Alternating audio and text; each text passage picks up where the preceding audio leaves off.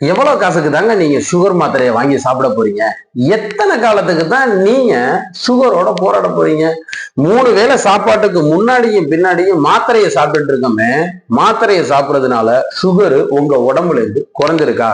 மாத்திரையை மாத்தி மாத்தி எடுத்துக்கிறதுனால மட்டுமே சுகர் குறைஞ்சிருமா? என்னைக்காவது ஒரு நாள் மாத்திரையை மாத்திரமே உணவை மாத்தி பார்ப்போம் அப்படின்னு ஒரு நாளாவது உங்களோட உணவை மாத்தி பார்த்திருக்கீங்களா?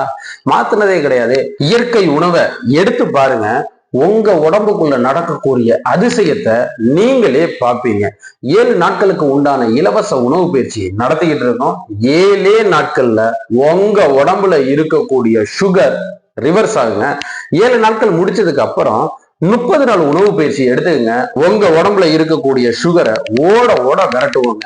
7 நாள் உணவு பயிற்சி, 30 நாள் உணவு பயிற்சியில நீங்களும் கலந்துக்கணுமா? ஸ்கிரீன்ல தெரியுற என்னுடைய வாட்ஸ்அப் நம்பருக்கு உங்களுடைய பேரையும் உங்களுடைய வயசை மட்டும் அனுப்புங்க.